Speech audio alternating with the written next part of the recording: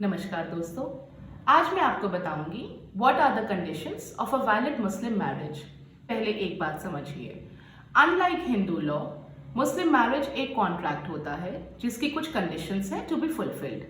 पहली कंडीशन है capacity to contract. कहने का मतलब ये है both the boy and the girl should be sound mind and should have cross the age of puberty. अब प्यूबर्टी की एज कितनी होती है? एज पर मुस्लिम पर्सनल लॉ, लड़की की एज 9 साल और लड़के की एज 12 साल होनी चाहिए। अब अगर इस उम्र में प्यूबर्टी नहीं होती है तो मैक्सिमम एज एज पर Muslim personal law is 15 years. अब मुस्लिम पर्सनल लॉ अलाउ करता है कि अगर लड़का और लड़की 15 साल क्रॉस कर गए हैं तो वो वैलिडली एक दूसरे से निकाह कर सकते हैं। तो क्यों शादी नहीं होती है? बिकॉज एक लॉ है prohibition of child marriage restraint act, जो रिस्ट्रेंट करता है कि जब तक लड़की 18 साल की और लड़का 21 साल का नहीं हो जाता वो एक दूसरे से शादी नहीं कर सकते। It is a punishable offence. दूसरी कैटेगरी आती है condition to be fulfilled is free consent.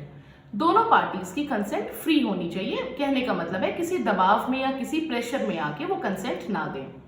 तीसरा है प्रपोजल एंड एक्सेप्टेंस। प्रपोजल को इजाब कहते हैं और एक्सेप्टेंस को कबूल कहते हैं। लड़का प्रपोज करता है, लड़की एक्सेप्ट करती है और शादी हो जाती है। चौथी कंडीशन आती है डावर। डावर मीन्स मेहर। मेहर एक कंसिडरेशन है which is given in the form of money और इन कैश और इन काइंड, जो कि लड़की को at the time of marriage लड़का देता है।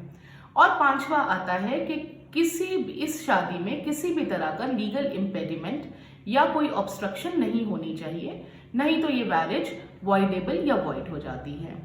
For more updates please follow my channel. Thank you.